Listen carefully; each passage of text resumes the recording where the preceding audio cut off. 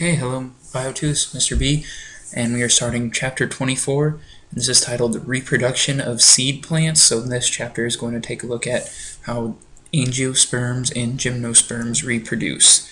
And so this section is actually going to be broken up in three parts because it's such a long section. So the first part of section 24-1 is entitled Reproduction with Cones and Flowers. So today we're going to get into how reproduction in cones occurs.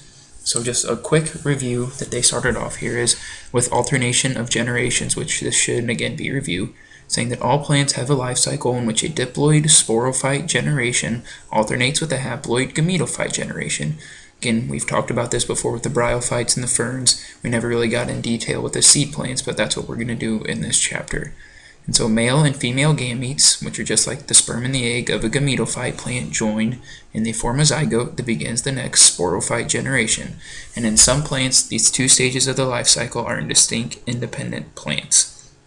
So we've mentioned this before. Sometimes they're separate plants, sometimes they're on the same. It just depends. So this is our first kind of review is alternation of generations. So getting into seed plants, the gametophytes are within the tissues of the sporophyte plant.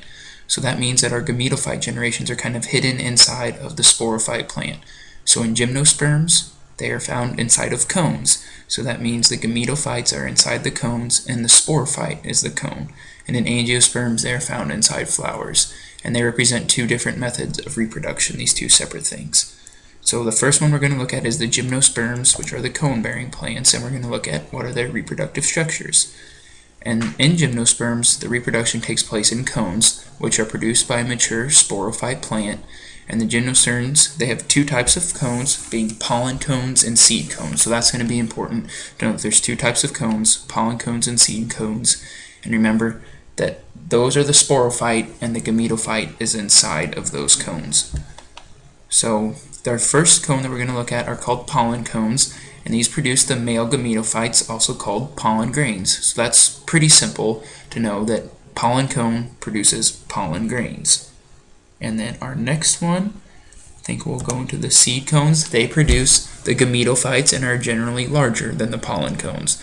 So pollen cones produce the male, seed cones produce the female, and the female gametophytes develop into two ovules that are located near the base of each scale. So the scale is just each individual part, like each individual little piece of the cone, and there you can see we have two ovules down at the base, kind of towards the inside.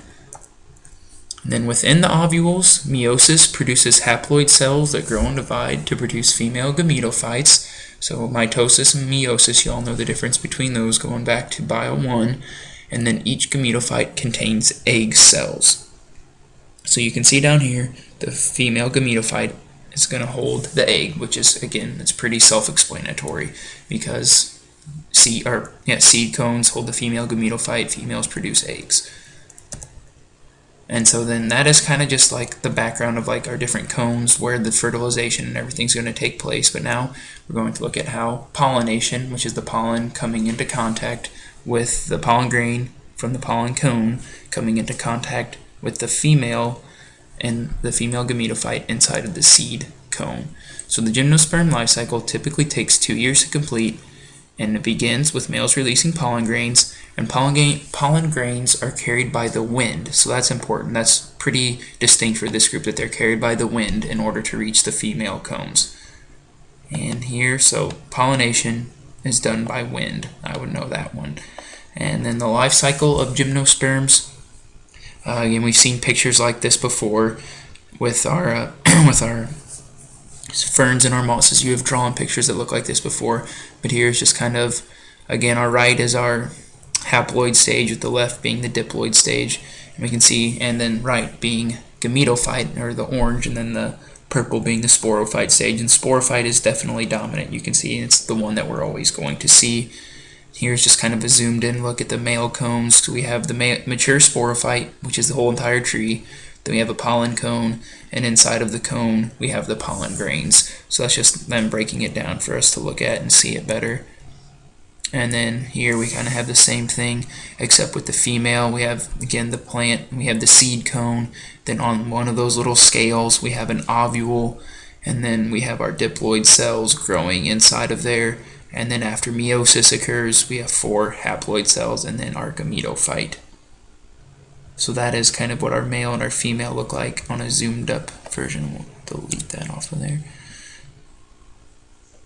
So now just some more specifics of how they reproduce. If pollen grains land and enter an ovule, pollination occurs. Again, this is more review.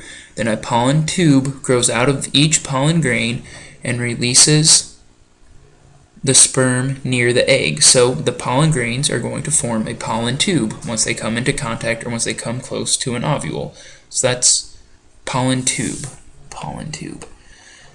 And then fertilization produces a diploid zygote plant which develops into a new sporophyte plant. So after this pollen tube comes along, the sperm can reach the egg and then fertilization will occur. And this zygote grows into an embryo and is encased within what will develop into a seed. So this ovule, this is the ovule right here, and then inside is where fertilization just occurred. And eventually, after long enough time goes by, this will turn into a seed.